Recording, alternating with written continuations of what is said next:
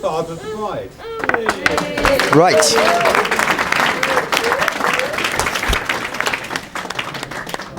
Well, what can I say? I need to stand up. Stand up. Artillery. Oh, sorry.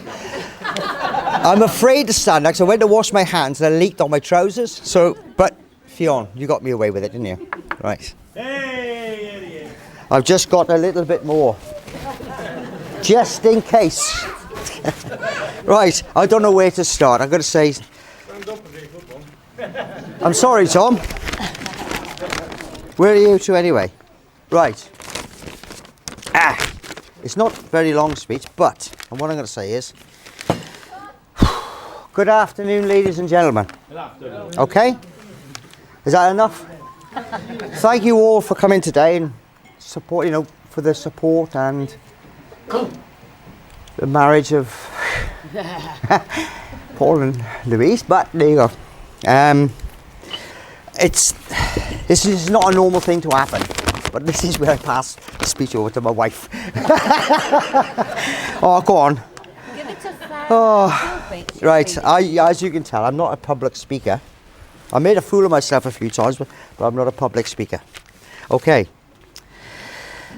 Yesterday, is it yesterday? You went for the rehearsals? Thursday. Blimey, Charlie. Well, yeah, it was yesterday. Oh no, I had a day off, so it was, yeah, you're right, yeah. And yeah, it was quite an emotional moment, and that was just the start of it, really. Then we went on to today, and this is where it goes tits up. And you've been crying all day. Yeah. Sorry about this. What can I say, Louise? I mean, yeah, you looked $1 million today. She's gone from, if you've seen the picture on the foyer, the little candle thing, tracksuit bottoms, hoodies, and trainers, okay? And it's just like putting a puzzle together, and today was the last piece of the puzzle, really. Well, when she walked down the stairs, oh, actually, no, I went upstairs and caught them all half naked. Yeah. And It didn't take that well, then, did it? no, I didn't. No. No, it was but when she walked down them stairs today, she's a lady, okay? Right. It's like that Christian Andersen, is it? I'm not saying you're an ugly duckling, but you've turned into a beautiful swan. All right? I'm there. Good girl. Right. Now for the windscreen wipers. Poor, she's been through a bit of stick for the last few years, as you all know. She's playing rugby, broke her foot. Okay, and then she comes back and tries to argue with the speedboat. There's only one winner, and it wasn't you, is it? But you're here today, which is good. All right? But that just goes to show how strong she is.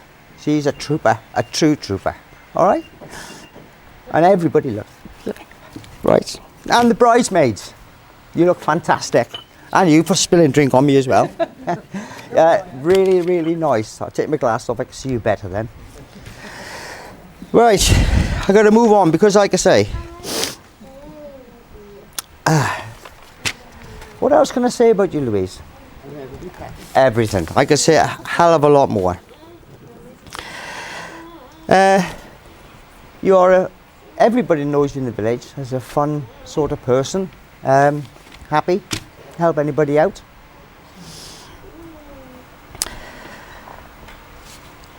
My eyes are wet. Hang on, just dry them off. Yeah, I'll bear one of them. Oh, you can't believe the ammunition I've got. Look, that's that one. I got another one in there, and that one. I've got another one somewhere, but I've lost it. But okay. Right, Paul.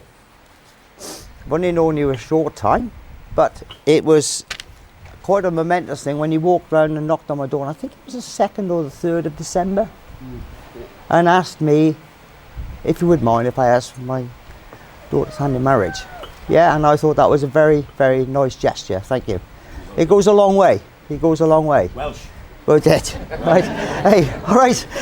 It goes a long way. I mean, a lot of people well, we know Paul, but some people don't know Paul. He's done a lot for the community, really getting them together with a radio station and fun in the park, and it's dragged everybody together. And we need a top up of the Welsh genes as well, but all right? We're running low on the Welsh genes.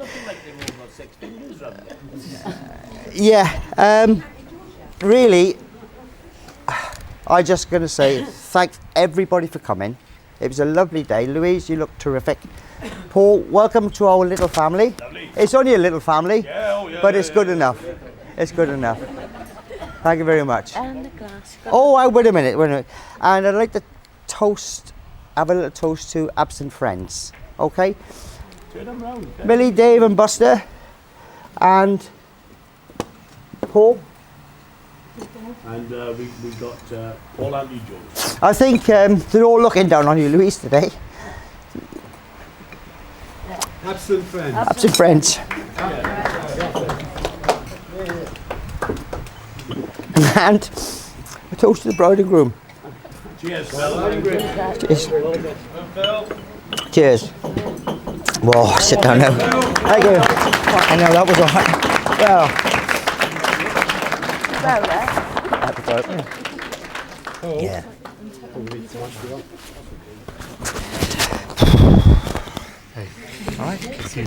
Enjoy the rest of the day. I'll go. Just got to mic him up. Mic him up first.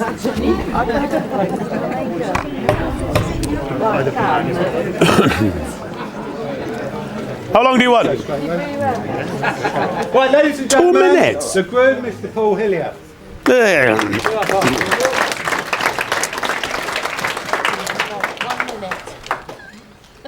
How long do you want? That's enough. 1 minute.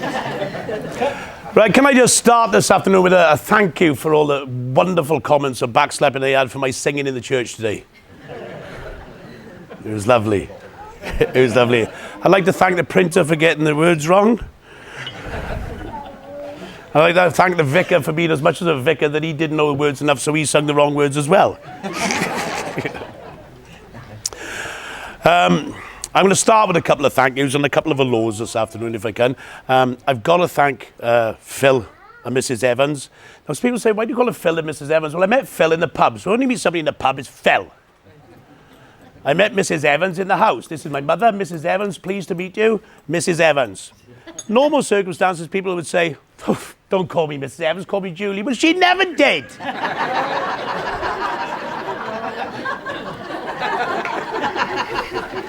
2.5 bloody years. Apparently I come close once. She said, you come close today, but then you spoiled it for yourself. So being Welsh and being of an age I am, where we have a little bit of respect, until she gives me permission to say otherwise, then she will probably be Mrs. Evans, whatever. There's a couple of people I want to welcome down here. One's my nephew, Danny. Now, I know you've all been looking at him with his tight white trousers. Pack it in, all right? He's a train killer, all right? Next to me, I've got Rosalind and Claire, who are the wife and daughter of a gentleman who was a big part of my life and very, very dear to me, and sadly no longer with us. Rosalind isn't my mother, and Claire isn't my sister. But they thoroughly deserve the seats that they sat in today. All right, I just wanted to say that. Just over a year ago, as you all know, Louise had a bit of an accident. A life-changing accident. The biggest part of her life she thought was going to change when she hit the water was that her and I weren't going to be together. Little was she wrong. She was wrong. She's always going to be wrong. Well, I don't know. Things like that bring people together. You didn't realise that at the time, though, did you? No. Phil just said, when somebody demonstrates that kind of grit and determination in fighting their way back, it doesn't make you fall out of love with them. It makes you fall in love with them a bit more. Doesn't it? And as he said, when I first met Louise, can I tell him the story? No. I'll tell it anyway. Can I? No. No. Later. No. But anyway, over the last couple of years, she has matured in too, and culminated in today being beautiful, absolutely beautiful.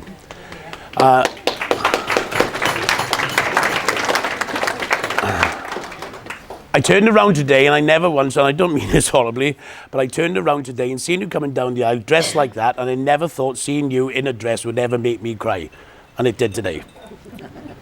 It makes me bloody furious when you walk in with a tracksuit on, which I was half expecting, but she does look beautiful. It's lovely to have you lot here. Individually, for all different reasons, as members of family and friends and people of Orabridge and this and that, and part of the military, and you bastards from Wales. That's it for me.